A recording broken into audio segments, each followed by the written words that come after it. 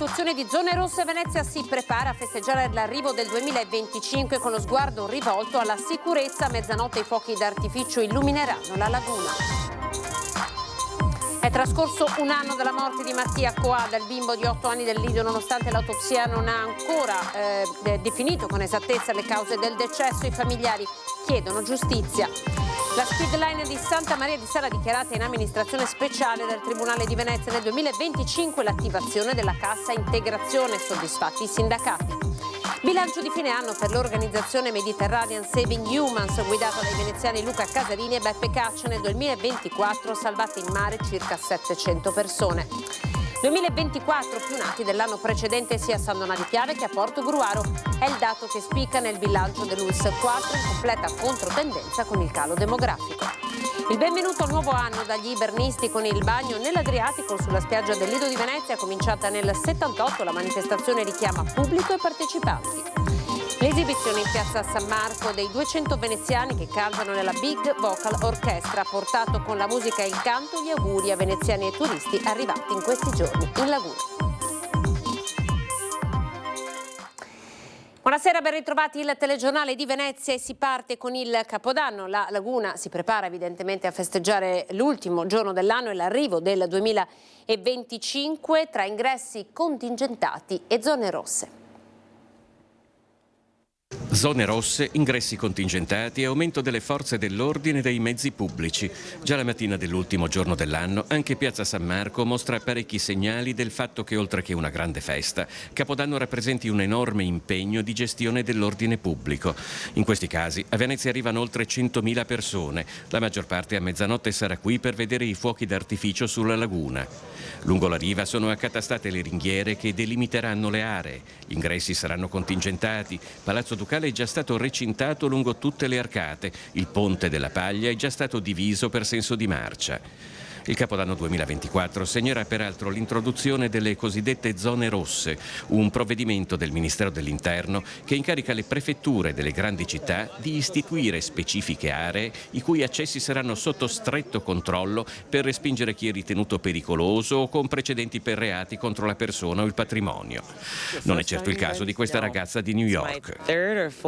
È per la terza o quarta volta a Venezia e passerà il Capodanno al matrimonio di un amico che ha deciso di sposarsi qui proprio nella notte di passaggio dal vecchio al nuovo anno.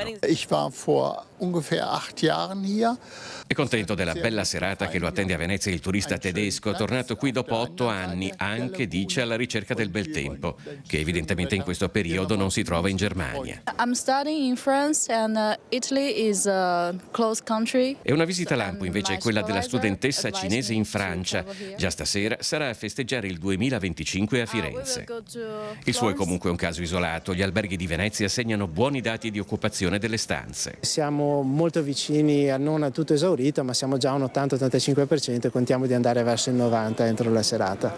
Il turista che arriva a Venezia per Capodanno è diverso dal turista che la frequenta nel resto dell'anno. E vuole vedere una città diversa, sicuramente meno affollata di quella che c'è nel periodo estivo, e vuole vivere gli eventi della città, perché non viene solo per dormire o stare in piazza San Marco in questo momento dove siamo noi, che è bellissima, ma va per fare il cenone, per andare a vivere gli eventi all'interno di palazzi. Nonostante i grandi numeri, a Venezia si sta affermando un turismo alto. Il 63% dei posti letto è in alberghi dalle 4 stelle in su. Abbiamo 35 alberghi a 5 stelle, sono concentrati prevalentemente la quasi totalità nel centro storico.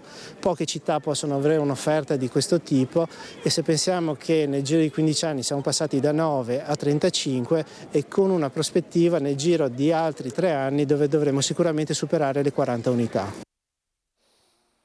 È trascorso un anno dalla morte di Mattia Coada, il bimbo di 8 anni del Lido di Venezia. Nonostante l'autopsia non è stato ancora possibile definire con esattezza le cause del decesso. I familiari sono disperati e chiedono giustizia.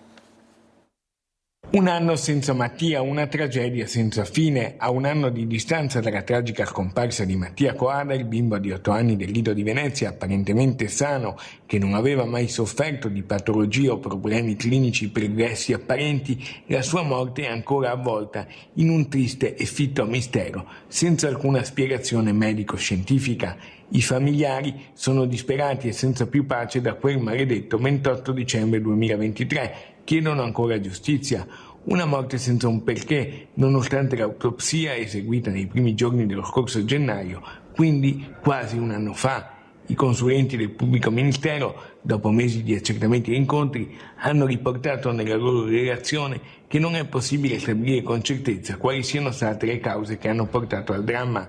L'avvocato Augusto Parese, componente di un pool di legali che assiste la famiglia prostrata da un così grave lutto, fa risuonare lo stato d'animo della famiglia Coada. I genitori e i parenti del povero Mattia Coada vogliono la verità, vogliono capire cosa sia successo e porteranno avanti le loro richieste in ambito penale per comprendere se vi siano delle responsabilità di tipo personale o quantomeno di tipo strutturale in ambito civilistico assicurativo. La vicenda rappresenta ancora una ferita aperta che ha sconvolto l'intera comunità veneziana. A gennaio, dopo le festività natalizie, il pubblico ministero dovrebbe assumere le proprie determinazioni. I legali della famiglia ribadiscono la volontà di andare fino in fondo e si opporranno ad ogni eventuale richiesta di archiviazione. Abbiamo nominato un collegio di periti molto esperto, formato da medici legali e specialisti che ritengono che le nostre doglianze siano fondate. Attenderemo ora le determinazioni della Procura veneziana dopo l'accertamento tecnico non ripetibile che si è svolto e poi assumeremo tutte le strategie che riterremo adeguate. La pagina economica è con la Speedline di Santa Maria di Sala, dichiarata in amministrazione straordinaria dal Tribunale di Venezia. Una notizia che prelude anche all'attivazione della cassa integrazione retroattiva e così sono soddisfatti i sindacati. Il Tribunale di Venezia ha pubblicato il decreto di apertura all'amministrazione straordinaria della Speedline di Santa Maria di Sala. È arrivata il 31 dicembre, l'ultimo giorno dell'anno, la notizia è attesa da circa 300 famiglie. Già un anno dopo il passaggio di proprietà ad un fondo tedesco, nel luglio del 2023, attraverso i dati di insolvenza dell'azienda era stata presentata una richiesta di amministrazione straordinaria al Tribunale fallimentare. Ora, per il segretario generale della FIM CISL di Venezia, Matteo Masiero, che ha seguito l'avvertenza, non tutto è risolto, ma almeno si può essere un po' più sereni. A breve il Ministero delle Imprese e del Made in Italy nominerà il commissario straordinario. Poi, già nei primi giorni del 2025, servirà a convocare un tavolo all'unità di crisi della regione per poter finalmente attivare la nuova cassa integrazione che sarà retroattiva dal 19 ottobre 2024. Quindi bisognerà lavorare per il rilancio del marchio e delle attività, dice Masiero. Servirà un altro incontro, sempre al Ministero delle Imprese e del Made in Italy, perché anche Speedline rientra tra le aziende in crisi del settore automotive. C'è il bilancio di fine anno dell'organizzazione non governativa Mediterranean Saving Humans, guidata dai veneziani Luca Casarini e Beppe Caccia, che nell'anno che volge al termine ha salvato nelle acque del Mediterraneo centrale circa 700 persone. Buon Natale e buon 2025 da Marta, Davide e Jacob, i 3 bimbi sudanesi che Mediterranea ha soccorso la notte del 29 novembre scorso, insieme ad altre 76 persone. Questi gli auguri speciali di Mediterranean Saving Humans, l'organizzazione non governativa che ha come leader il mestrino Luca Casarini, armatore, e il veneziano Beppe Caccia, capo missione. Nonostante i ripetuti blocchi alla nave Mare Ionio, attualmente in cantiere per prepararsi a tornare in mare, i soccorsi sono proseguiti con una piccola barca a vela nel nostro mare Mediterraneo centrale. Nel 2024 sono stati effettuati circa 700 soccorsi e salvataggi a persone. Mediterranea, con la sua nave, la Mare Ionio, e con la barca a vela Safira, ha compiuto in questi ultimi 14 mesi ben 6 missioni e siamo riusciti a soccorrere in mare quasi 700 persone, 79 delle quali nell'ultima missione condotta a sud di Lampedusa dalla barca a vela Safira. Abbiamo fatto questo nonostante tutti i tentativi del governo di ostacolare la nostra attività di salvataggio e di fermarci. Per oltre 2 mesi la Mare Ionio è stata bloccata dai provvedimenti presi sulla base del cosiddetto decreto legge Piantedosi. Il bilancio delle persone che hanno purtroppo perso la vita in mare è comunque pesantissimo. Sono 1700 le persone morte in mare negli ultimi 12 mesi, ma noi stimiamo siano molte di più. 2.500 almeno, considerando i naufragi fantasma, le barche di cui si ha notizia siano partite dalle coste africane. Caccia, attacca le scelte del governo italiano e delle istituzioni europee e poi annuncia: noi torneremo in mare per soccorrere, per salvare altre vite umane, ma anche per documentare, testimoniare, denunciare le continue violazioni sistematiche dei diritti fondamentali del La sanità, non solo un aumento degli interventi chirurgici e l'abbattimento delle liste d'attesa. Nel 2024 l'ULSS 4 Veneto Orientale ha registrato un aumento di nascite sia a San Donà che a Portogruaro. È stato un anno impegnativo ma anche ricco di soddisfazioni, perché abbiamo visto dati in crescita importanti. Il direttore generale dell'ULSS 4 Veneto Orientale, Mauro Filippi, traccia il bilancio di un 2024 che ha visto lo stanziamento di svariati milioni di euro sia per la realizzazione di nuove strutture che per il rinnovo degli ospedali. Uno dei punti di forza dell'aumento di attività che ha contrassegnato quest'anno negli ospedali del Veneto Orientale sono gli interventi chirurgici. Parlo soprattutto dell'incremento che abbiamo registrato nell'area chirurgica con gli interventi, un 5,4% in più rispetto al 2023, anche di chirurgia robotica, così come ad esempio nelle prestazioni di specialistica ambulatoriale, anche qua quasi un 5% in più rispetto al 2023. C'è poi un'altra attività che impegna tutto il nostro sistema sanitario da dopo il Covid, l'abbattimento delle liste d'attesa. 2024 si chiude praticamente con dati veramente di contrazione significativa nell'ordine dell'80-85% rispetto ai dati 2023, parlo delle prestazioni in preappuntamento.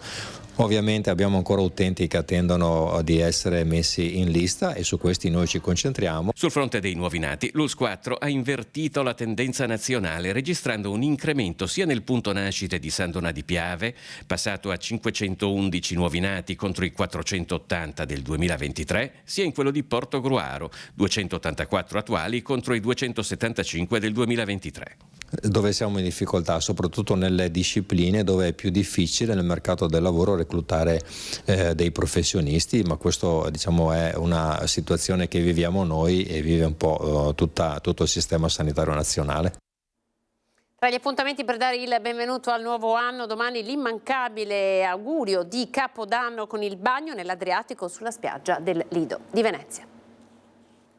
Sincronizzate bene tutti gli orologi, domani mattina, primo giorno dell'anno, sarà il tuffo in acqua degli storici Bernitti a mezzogiorno a dare da Venezia e dalla spiaggia del Lido di Venezia il benvenuto al 2025. Appuntamento sulla spiaggia del Blue Moon, stabilimento balneare di Venezia Spiagge, già dalle 11:15 di domani mattina, quando inizieranno ad essere diffuse musica e animazione per tutti lungo l'arenile, tra cui bolle di sapone giganti per i bambini.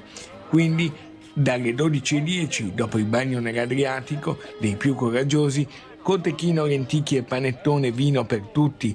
Oggi l'organizzazione è dell'Associazione di Volontariato Nucleo di Protezione Civile del Lido, con il supporto di Vera, braccio operativo del Comune, e di altre associazioni ed enti. A guidare il gruppo più numeroso di impavidi bernisti ci sarà l'intramontabile Giovanni Gianni Arciprete, che così aveva commentato lo scorso anno. Da 43 anni è quello di cercare di far capire anche a tutti, oltre che alla cittadinanza del Lido, la possibilità di frequentare la spiaggia, il mare anche durante il periodo invernale.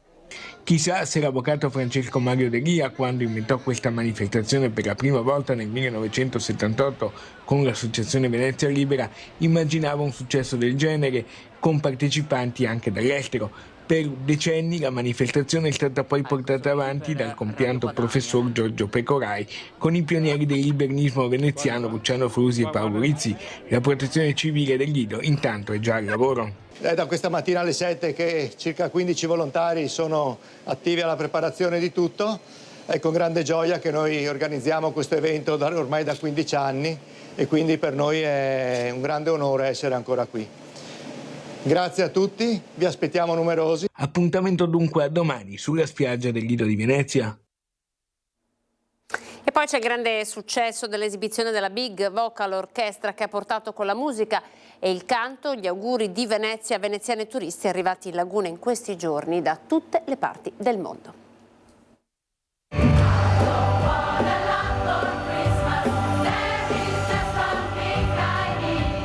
Nella piazza più bella del mondo, Piazza San Marco, 200 voci della Big Vocal Orchestra, diretta dal maestro Marco Toso Borella, hanno fatto risuonare in modo dolce, ma allo stesso modo potente, gli auguri di Venezia a tutto il mondo, auspicio di pace per tutti, fraternità e rinascita. Un augurio anzitutto per i veneziani, ma poi anche per le migliaia di persone arrivate in città da ogni parte del mondo in questo Natale. Il concerto, degno di spiritualità ed energia, è stato gratuito ed offerto a tutti come gesto di buon augurio. 200 voci che anche quest'anno invadono Piazza San Marco, Venezia, la nostra città, e siamo davvero onorati di poter portare un po' di Venezia in questa piazza per far presente che i veneziani ci sono, fanno arte, amano la musica, amano cantare e amano soprattutto la loro città. Un anno storico è il 2024 per Venezia, che ha visto il passaggio proprio in Piazza San Marco di tante personalità illustri, da Papa Francesco al Presidente della Repubblica Sergio Mattarella, e se guardiamo alla musica, dai Pooh a Umberto Tozzi, dal Volo al Gran Teatro La Fenice. Ma oggi il messaggio è stato anzitutto per i veneziani. Siamo felici di essere ancora qui, ancora una volta in Piazza San Marco, a rappresentare quella che è la voce di una città che è viva, che è vitale e che vuole trasmettere a tutti coloro che vorranno ascoltarci ciò che Venezia ancora è nel presente, un qualcosa di storico, di al passo coi tempi. E allora tanti auguri a tutti per il 2025.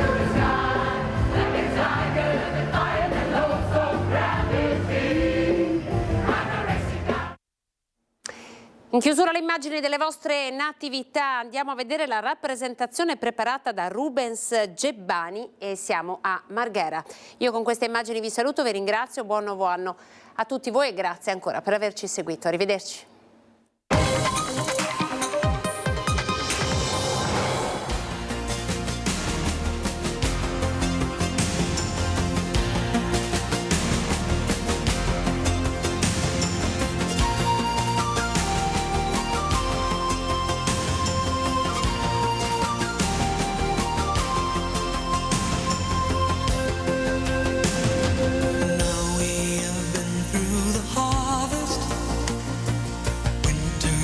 Truly begun.